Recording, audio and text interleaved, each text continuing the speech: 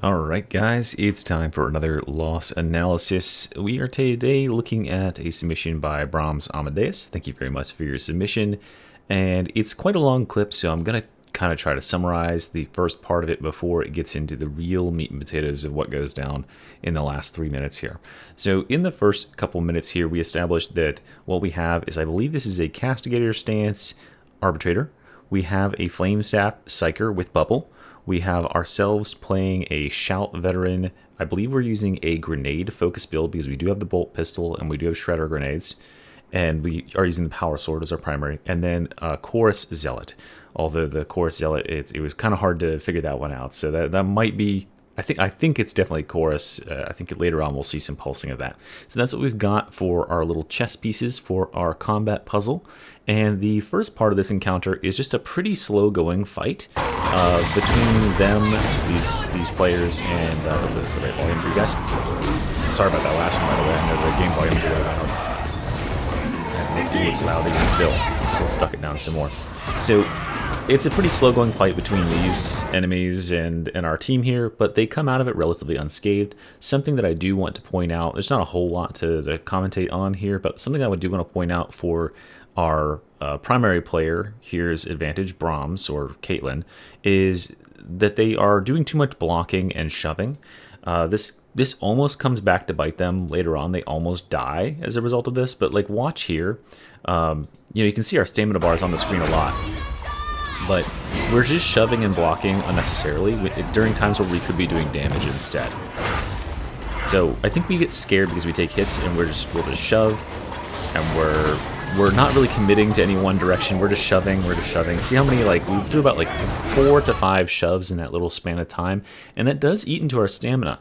So what we should be doing instead is utilizing our dodges, which are a different resource, right? You don't have to use your stamina in order to use dodges, and that will allow us to effectively keep dealing damage.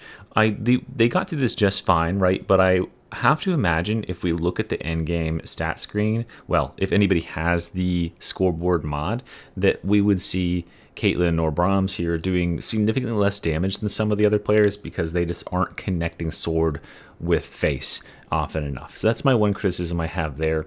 This is also should be contextualized in that I believe they are a console player. Just based on some of the camera movement I'm noticing, I think they do a quick turn camera movement at some point, and also the lack of mods is sort of tipping me off about that. But they get through all this combat just fine, and we'll skip forward to down here where stuff really starts to go bad. So we enter into this little room down here. And we discover, by the way, there are two. This is Havoc. I don't know what level of Havoc it is, but one of the modifiers is purple. The other one is Demon Hosts, the Demon Host Summoning Ritual. So here's the first problem we're going to encounter is this Lazaro character. He is off here. He's below this overhanging bridge, which is a good spot to be because enemies that come out fall down and you beat him to death. But he's just moving right on past all of this stuff that's here. It would be nice if he helped a unified front with the team and helped to kill some of these purple enemies, these crushers, etc., got rid of them. That would be nice. We do clean this stuff up, and now you have seen what is ultimately going to become our problem, right? It's the twins, although this loss is so much less a function of the twins and much more a function of not preparing your battlefield correctly. I don't think the twins are to blame for this loss other than perhaps putting undue pressure on the team. The first thing I want you to pay attention to here is how long it takes the team to act in any decisive way to counteract the threat of the twins. If you have been watching for any amount of time, you know what you should do when the twins show up. That is, backtrack into the previous room and establish a good position where you can deal with them in isolation. So this previous room is right here. All we need to do is get our way out. But we are split currently. I don't know if they'll look back in the other direction in a second here. Hopefully they do. Well, let's look to the right. Let's look to the right. Well, now you can see part of the other problem that's going on. Turn around. Okay, there we go. So here's Lazaro. Lazaro has ventured even farther down into the hallway, and this is causing two problems, right? The first problem is that they have gotten close enough to this next door, to the next area, that they have started the cooldown for the next Demon Host. So they have gone ahead of the rest of the team, and they started this next Demon Host, which isn't even in the same room yet. So that's something they have to worry about. In about 3 minutes, that'll be spawning in. So that puts a time limit on something you have to do, which otherwise we wouldn't have had if we'd all stayed up here. They are also engaged currently, I believe, with the melee twin. I believe the melee twin might be down there. But there's a bunch of enemies. Look at this. It's hard to see here, but look at the small army. Yeah, there's the shield. Yeah, that's the melee twin sword right there. So look at the small army that they have gathered up around themselves down there, and they are just trying to solo the entire thing. Now, here's a interesting idea. What if this player had instead stayed here, and we were now fighting a unified front? All of the enemies on this side would be here, and now our Flamestaff Psyker can just spread fire on everything. And they could even help killing this purple crusher, this purple shotgunner, getting rid of that stuff. Because right now, they're fighting a losing fight back here. They're getting caught on the sword captain's shield. They're not able to kill anything else. There's purple enemies all around them. They're in a bad spot. It's never too late to try and run away. This isn't like a crowded hallway or anything. They could definitely get away from that situation. But they are pot committed to staying down there, and they pulled the Demon Host. Now we've got another problem. We've got 2 purple crushers and this one in the lead here. And this is when we, I think, finally make the decision that we need to get out of this hallway. So we use a quick turn, which is what makes me think this is a console, and we are trying to get out. Now, Caitlyn here, no, and Lazaro bites the dust, because obviously there's no way that he's gonna beat all that on his own. Caitlyn is fighting all these trash enemies behind here, but really aren't making very much space between the enemies and where you currently are, not getting to a better position very fast. What I would be doing in this situation is just running away from these enemies. Sprinting, sliding, pushing, just getting all the enemies so they're on one side of you. Because right now, you're surrounded on this side by trash, and then behind you, which Caitlyn is not going to turn around and face them, but there's at least 3 crushers behind us that are dropping overheads randomly. I mean, it's like rolling the dice, whether or not you're going to get crushed by one of these overheads and instantly die. So very, very bold move. I mean, you hear it right there. That was an overhead that we just dodged, fortunately. Very bold not to turn around. But perhaps instead of fighting all this stuff and staying roughly where we are, we could be making a lot of distance. And you see again, this is another instance where we're using a lot of our stamina for no reason. Let's check out how many pushes go off here. We turn around. That's 1 push. That's 2 pushes. That's 3 pushes. Okay, so we push 3 times, and pushing with the power sword does take a lot of stamina, and Veteran doesn't regenerate their stamina very quickly. So if in fact we had pushed those times there you go, and we had taken that attack right there that narrowly missed us, we do have gold toughness, so we would have been fine, but that would have staggered us for certain, and then we would have been killed by a follow-up attack probably, because we don't have enough stamina left to fully block this attack. So yeah, just we need to be calming down on those shoves. Now, what I would love to, this is my criticism of Caitlyn, not enough damage going out, right? What I would love you to do here in this situation is commit. Right here, you had a golden opportunity. Once you dodge this attack on this crusher, right here, this is your time. This crusher right here, he's purple. He needs to die. The only damage that's going on this group is the Flamestaff Psyker, who is going to take forever to kill a crusher with, with the flames. It's just not that much direct damage on crushers. So we've got the power sword. We've got an ultimate that's only maybe 6 seconds off of cooldown. It's time to just go ham, and we still got gold toughness on our bar too, because the chorus is currently going on. I think I just saw a pulse of chorus. So we could, instead of turning away and running away here, we could go ham and kill at least one of those crushers, if not more. And then by the time we've got them killed, we would have another shout, we would stagger, and we'd stay in the fray. Instead, I believe we're playing very passively. I don't get the feeling that Brahms here is a very assertive player who's like the leader. They're trying to stay near their team, which, to their credit, they're trying to stay near their team. They're trying to give their team the gold buff. And one thing they do very well is they are always using their shout on cooldown. Watch, boom, that cooldown was just up. It's up again. There you go. And they're also looking for specials and stuff. But we could be maximizing our damage way more here by getting into the fray and cutting down some of these enemies. And the Flamer Zealot here is also doing the wrong thing. This is a Chorus Zealot, right? Remember that Chorus Zealots they rely on getting crits. Every 4 seconds, you want to get at least 1 crit so you can keep Invocation of Death rolling. If you have a full uptime on Invocation of Death, your cooldown on your chorus becomes 20 seconds instead of 60 seconds. So by standing around and using the flamer for 10 seconds, that's 10 seconds where you could have had 30 seconds of cooldown if you were critting with your melee, since Invocation of Death only applies to melee attacks. So the flamer, while it's a good weapon, it's not really good when you're using chorus, I find, because it takes so much time out of your ability to get the uptime for it. Also, the flamer is not being directed towards the enemies that are of importance. This is all trash right up here. This is enemies that could be killed with like literally 1 second of attention from the flame staff psyker. What about using this flamer instead on these enemies right here? Right behind this pillar, that group of enemies right there, that would have been a nice target for all of that gas canister to go into, because these enemies have much higher HP pools, and the crushers and stuff, they do die to flamer. They take a lot of damage from flamer. Flamer's good at erasing big mixed hordes like this. So we could have erased all of them if we had not run out of gas right there. And then here is the ultimate mistake that causes the loss of the rest of this run, is watch Supreme Defeat here. Supreme Defeat doesn't realize that they have positioned themselves in a bad spot because of this pipe. This pipe is gonna kill Supreme Defeat. So you see right there, Supreme Defeat throws out a dodge. Dodge hits the pipe. Then they go, uh-oh, I didn't move very far. And then they turn to look and see what is blocking them, and there's a pipe, and they get overheaded. So at this point, the game is pretty much lost, right? The only way you could summon, rally the situation from here would be to get this rescue, but that's not happening because they are pretty much instantly going to die to crusher overheads, etc., etc. We're getting pushed back, and we just don't have the damage or the manpower anymore to overcome both twins, and then we also have to deal with this demon host that's cooking in the background, so don't forget about that pressure. So at this point, the run is pretty much lost. I don't think that anything that either player does from here on out is anything to blame them for.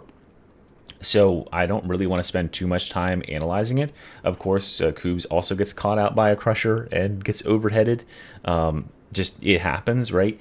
What ultimately is the cause of all this is a couple of things. The first thing is we do have a rogue player here, Lazaro. You can't discount that when you're taking into account the full spectrum of things. Lazaro, if they had stayed with the team here and just stayed with the Chorus Zealot, with the Shout Veteran, they would not be dead. In fact, all of these enemies that would have spawned in this hallway would have been controlled because of the extra damage from the RBDs, and the Shock Maul and the dog, etc., etc. Actually, I don't know if they have a dog.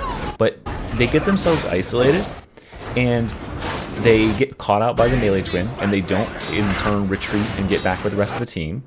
And then they die, and they also pull this demon host by being too far ahead of the rest of the group. So they just did a huge disservice to the team by being that far ahead of everyone else. They do die as a result. It's not over at this point, but what needed to happen to save it at this point was more decisive action. What should have happened if I was in this situation? Right here, as soon as that frame pops up and it says Lieutenant Freya Scold at the top, I am making the call. We are moving back to the last room, and we are getting ourselves somewhere where enemies cannot surround us and cannot surprise us with the angles they're getting at us from. Which, for me, would be going over to the left side wall against the edge of the map where there's no spawns. You can only, go left over here. They just need to get out of here and get distance. Because right now, what's going to happen is they dilly-dally. They take too long to get out of this narrow hallway, which is not the scenario you want to be fighting this fight in. And then they get trapped behind a huge horde of trash. And that's ultimately what leads our Psyker to die. And our Psyker was kind of the linchpin holding us together with their flame staff damage. And they die because they didn't establish a position. They didn't have a plan of where to go and when to turn. And they're also playing like way too close in here. When I'm playing with a capable Psyker, I won't say when I'm playing Psyker because my Psyker's trash, but when I'm playing with a capable Psykers keep a big distance, a maximal distance on the enemies that they are attacking, and they will use their movement to get themselves way out of harm's way. like they have the tack axe. This is the Psyker with the tack axe. They could be using this to get some movement because it's a very fast weapon now, and get a good distance away from all of these enemies, and then turn around and you'd have, if you move to like back here, you could turn around and face this direction, and you would have every single enemy in the cone of your fire. And now you don't have to worry about spinning around 360 to get everything on fire. You just fire in one direction. There's far too much 360 going on with our flamer. And again, another instance where we don't need to be using the flamer. We could be stabbing instead. And we're just 360ing. We're fighting on at all angles, which is just not going to be good for concentrating fire and getting rid of targets in a timely manner. So we should have been, even before this moment, we should have been getting outside. But here is the moment where we really need to make a decisive play and get the fuck out of this hallway. I think that Caitlyn does the right thing here, which is to run out. Supreme Defeat has already pinged to go this direction, so that's good. But we're stopping here to turn back for some reason. In fact, they're all turning back.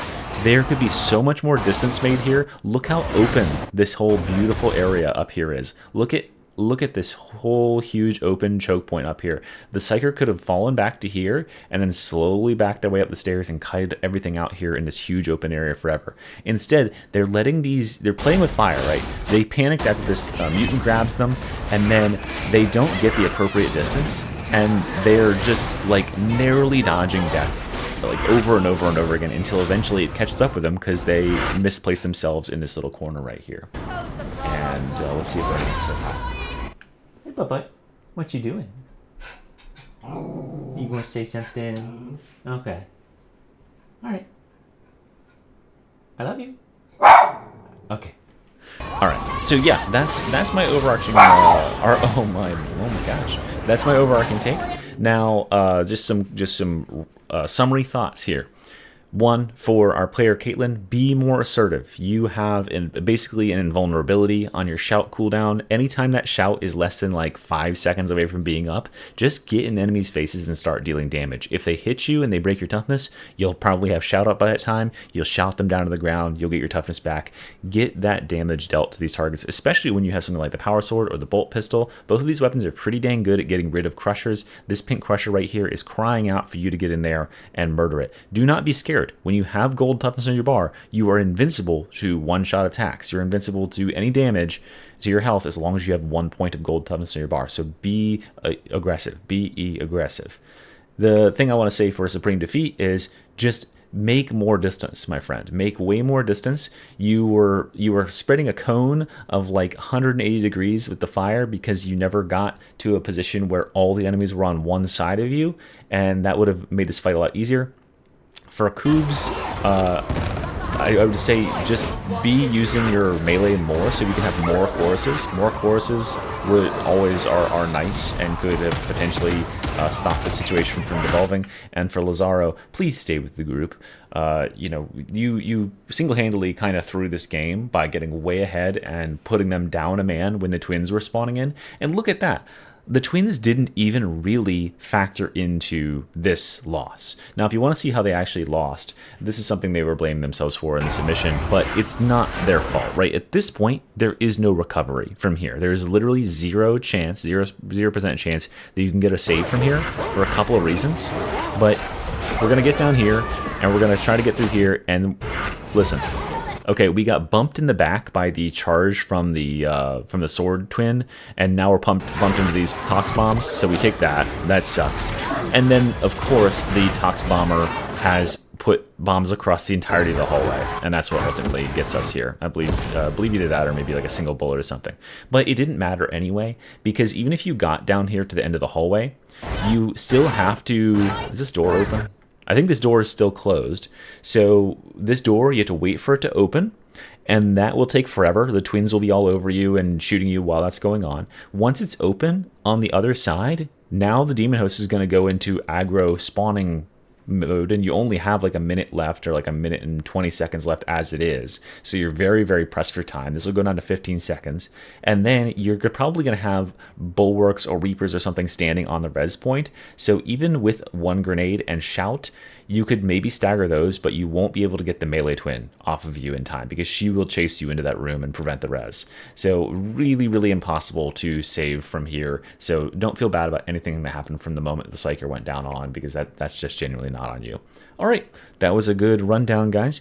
Please remember, subscribe. Oh, subscribe. Yeah, I was gonna say don't subscribe, but yeah, do subscribe. But also send me submissions, misteretide@gmail.com. Thank you for watching. See you next time.